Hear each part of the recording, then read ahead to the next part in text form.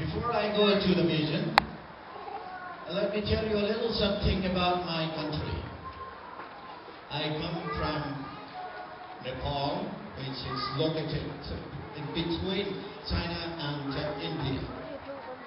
China on the other side with 1.3 billion people, and Nepal on the, India on this side with 1.1 billion people.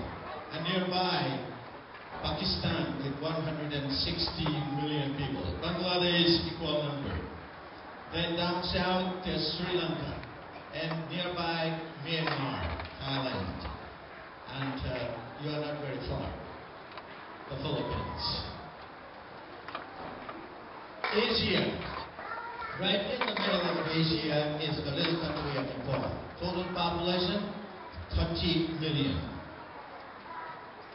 About 30 to 35 million Nepali people live in India. Close to 1 million in Myanmar. Maybe about 500,000 in Thailand. And maybe about 500,000 in Malaysia, workers. Then Hong Kong, maybe about 100,000. So, like many Filipinos and Filipinas, many Nepali workers work in different countries of the world, involved in many parts of the world. Economy, or the status. Nepal is one of the poorest countries in the world, top 10. Maybe we are number one from the bottom.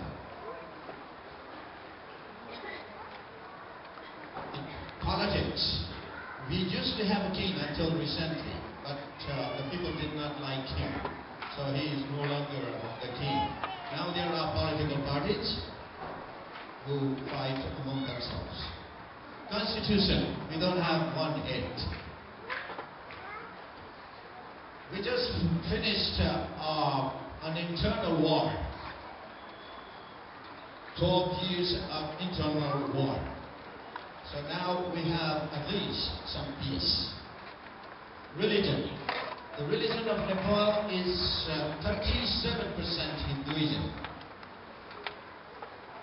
25% Buddhist, animist, 5% Islam, and probably 1% Christians.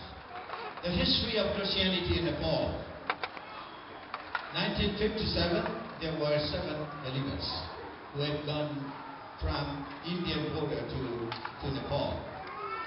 It was prohibited until 1990, totally. And still, since we don't have a constitution, we don't know whether to preach the gospel of the kingdom is what do you call it? Give me the word. It's prohibited or not? We do not know it. But anyway, people still preach. In 1961, 200. 1971, 2,100 plus. 1990, since 1980s, a decade of persecution, Christianity grew a lot. What happened during that decade was the properties of the believers were confiscated. They were persecuted, and since they didn't have anything to lose, so wherever they went, new fellowship were started. And mostly the church also grew because of miracles, because wonders. And what happened was, in 1990, the number reached 100,000. So, in 1994, there was a census conducted by the Hindu opposition. They said, if we do not stop Christianity in Nepal, there will be more Christians than Hindus.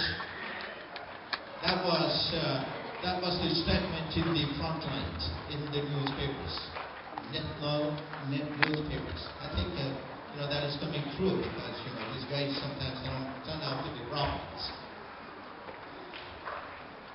So right now we don't know how many believers there are in the in the country of Nepal. Many parts of the country is not reached yet. Pastor Bobby was saying that sometimes we walk for 7 days, sometimes 2 weeks. It's normal. Sometimes we walk for months. In order to traverse the country from one part, even though it's a small country, in order to traverse to go from East Nepal to West Nepal, Tony Hagen, the first Swiss guy who walked all over the Himalayas, it took him 9 years. There are villages primitive villages up in the mountains of Nepal where people still continue to live just the way they were living thousands of years ago. It takes them approximately 1 month to walk down to buy salt and other necessary household amenity, and walk back 2 months. So 3 months is spent right there.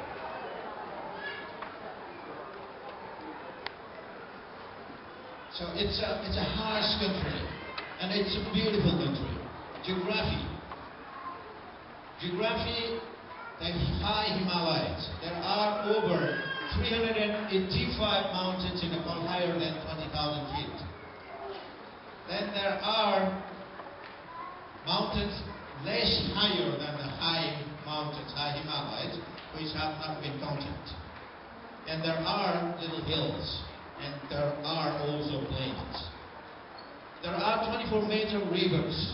As a matter of fact, Nepal is the second richest country in the world in waters, after Brazil. But of course, we don't have enough drinking water in the city of Kathmandu. Capital city, Kathmandu.